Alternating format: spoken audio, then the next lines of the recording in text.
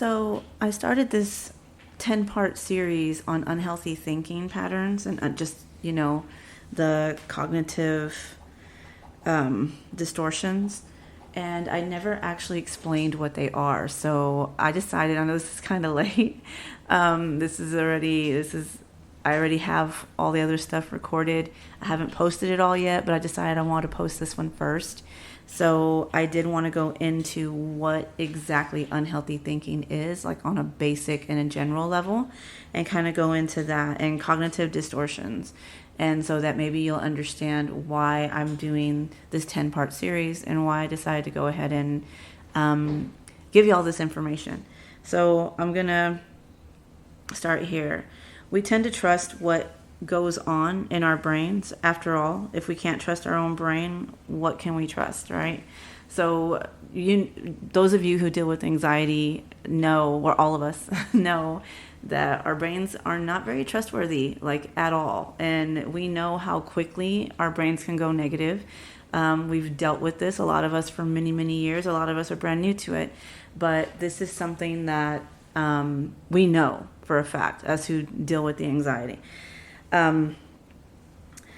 Generally, this is a good thing that our brain should be, trusted. Our brain has been wired to alert us to danger, attract us to potential mates, and find solutions to problems we encounter every day. However, there are some occasions where you may want to second guess what your brain is telling you. It's not that your brain is purposely lying to you. It's just that it may have developed some faulty or non-helpful connections over time. Again, as I've discussed before, things that have happened to us in our past have a habit of kind of staying in our brains and forming bad habits, or we connect wires that shouldn't be connected when it comes to our brains.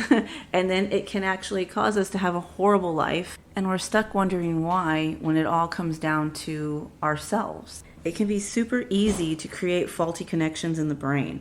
Our brains are predisposed to making connections between thoughts, ideas, actions, and consequences, whether they are truly connected or not.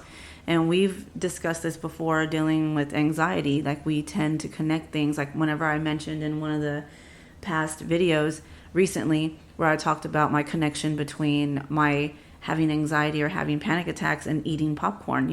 That's not a true connection. That's what my brain told me, so that's what I told myself, actually. This tendency to make connections where there is no true relationship is the basis of a common problem when it comes to interpreting research. The assumption that because two variables are correlated, one causes or leads to the other. The refrain, correlation does not equal causation, is a familiar one to any student of psychology or the social sciences. And as I discussed right now, just a minute ago, same thing. That's not, that doesn't correlate. My eating popcorn does not correlate to me having panic attacks. Some stuff, like for instance, like a true correlation when it comes to anxiety would be, I had 2 cups of coffee an hour ago or 30 minutes ago. Yes, I'm having anxiety because of that. That's a true correlation. So that's not an unhealthy correlation. The other is. It is all too easy to view a coincidence or a complicated relationship and make false or overly simplistic assumptions in research, just as it is easy to connect 2 events or thoughts that occur around the same time when there are no real ties between them. Again, the popcorn, or I can say when it comes to the time, some people have a tendency to, for instance, people with agoraphobia, they correlate. Some people can't go out when the sun is down. They say they can't because of whatever reason. And they literally go into anxiety or having panic attacks because of it. I've known this to happen. People have told me these things. So that would be something that there's no real tie between. It's what you've decided to tell yourself or what you've decided is true in yourself, in your own brain. There are many terms for this kind of mistake in social science research. complete with academic jargon and overly complicated phrasing. In the context of our thoughts and beliefs, these mistakes are referred to as I said before, cognitive distortions, unhealthy thinking.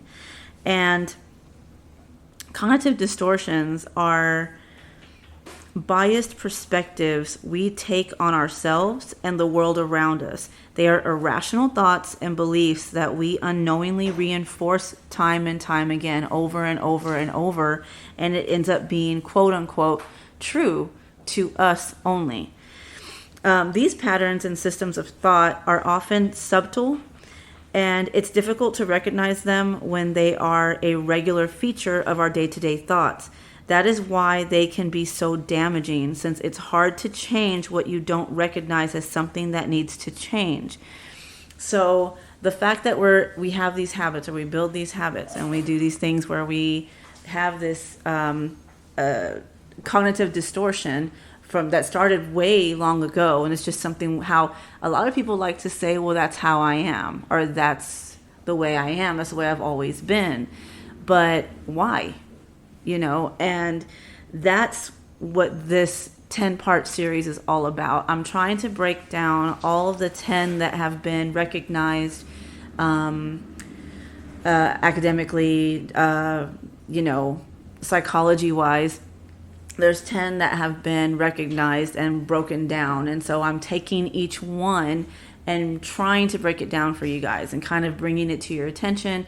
That way maybe you can figure out what is going on with you specifically, you personally, because everybody's different. And that's another reason why when it comes to anxiety, like everything is different. It depends on you. It depends on the situation. It depends on a lot of things, how you were raised, what you went through. Even recently, even in the last year, what you've gone through or what you've decided to make true in your own mind. So this is really, really important.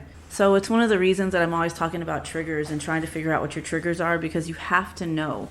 In order to change or to make things better, you have to know that you're actually what's going on. The awareness thing is very, very important. You have to be aware of your thought processes. You have to be aware of where your mind goes. You have to be aware of your feelings, of everything, of what you've gone through, what you've done in the past, what you've done repeatedly. Things like this are really, really important. And for like I just talked about, for the most part, a lot of people don't realize, because it's been part of who they are, quote unquote, for so long. And they just believe that to be true. And that's the only thing that can be true. And so cognitive distortions come in many forms, which, I've told you I'm going to be talking about those things in these, videos I'm making.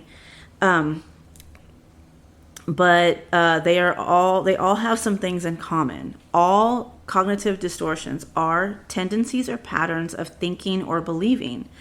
They are false and inaccurate, and they have the potential to cause psychological damage. And we all know this, that when it causes that kind of damage, it's going to also damage your life in general. You're going to have the same hiccups.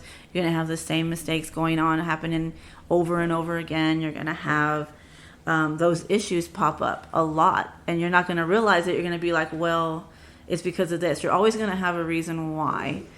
And it can be scary to admit that you may fall prey to distorted thinking. You might be thinking, there's no way I'm holding on to any blatantly false beliefs. There's no way, that's not who I am. That's not my problem, While most people don't suffer in their daily lives from these kind of cognitive distortions, it seems that no one can completely escape these distortions. So everyone has something going on with them. If you're human, you have likely fallen for a few of the numerous cognitive distortions at one time or another. The difference between those who occasionally stumble into a cognitive distortion and those who struggle with them on a more long-term basis is the ability to identify and modify or correct these faulty patterns of thinking. As with many skills and abilities in life, some are far better at this than others, but with practice, you can improve your ability to recognize and respond to these distortions. These distortions have been shown to relate positively to symptoms of depression, meaning that where cognitive distortions abound, symptoms of depression are likely to occur as well. And as also anxiety. Anxiety is a big one. Anxiety and depression are usually go hand in hand. And so this is what I'm trying to help you guys with. And this is what I'm bringing to your attention. This is the videos I'm making, the 10 that I'm trying to make, or I have made. And I just really want you guys to follow these and to listen to them and to try to figure out on your own. If you have to sit there, take notes, pause the video, rewind it. I know you can tell how old I am by saying rewind, but, go back a little bit, replay it, and kind of just try to figure it out, because these things are going to help you guys in all kinds of ways. Thank you for being amazing, and keep an eye out for those videos. I have them scheduled to be coming out every day or two. So keep an eye out for those. And remember, you're not alone. Love you guys, and take care.